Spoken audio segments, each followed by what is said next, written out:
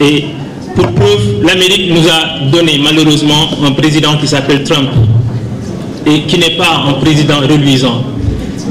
Et dans la même dynamique, j'ai entendu aussi, on a parlé de Jacques Attali. Et pour moi, des penseurs comme Jacques Attali sont dans un registre anachronique. Dans la mesure où... S'il vous plaît. Je disais que des penseurs comme Jacques Attali sont dans un registre anachronique, dans la mesure où ces gens-là ont depuis très longtemps prôné une théorie du libéralisme économique nouveau. Et ce qu'on est en train de vivre en ce moment, avec cette pandémie, nous montre que l'Occident prospère, s'est essoufflé, et qu'il y avait une diplomatie de sanglots qui était menée vers l'Afrique. On nous présidait des centaines de millions de morts, mais aujourd'hui c'est nous qui sommes inquiets pour eux, Dieu merci. Et donc cela montre que quand on parle de mutation, quand on parle de paradigme, il faut changer de biais.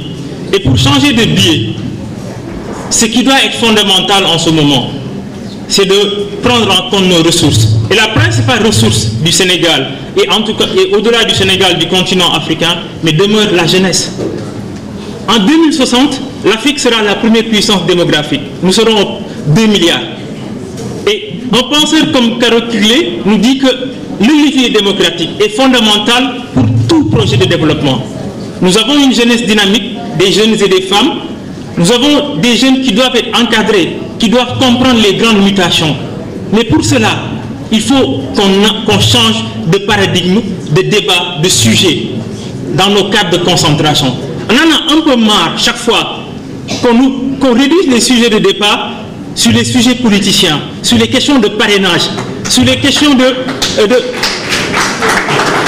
Je pense que cette jeunesse-là, qui aspire à un changement légitime, qui la réclame, veut voir une autosuffisance alimentaire. Mais écoutez, regardez ce qui se passe dans le monde en ce moment. Nous sommes en train de subir une guerre entre la Russie et l'Ukraine. Mais il y a des conséquences qui viennent jusqu'en Afrique et jusqu'au Sénégal. Est-ce que nos hommes politiques posent ce débat-là? Nous posons le débat de la géostratégie. Nous sommes un pays frontalier du Mali. Il y a des questions qui se passent là-bas. Nous sommes certes un îlot pacifique, mais nous sommes aussi vulnérables. Nous sommes dans un pays fortement marqué par la mobilité démographique, les cas de mobilité interafricaine. Est-ce qu'on comprend ces questions-là? Ces problématiques, elles sont importantes. Les problématiques ne se limitent pas à la prochaine élection législative ou présidentielle. Les problématiques se limitent à l'éducation. C'est le temps long, c'est fondamental. Ce n'est pas... Il faut qu'on sorte de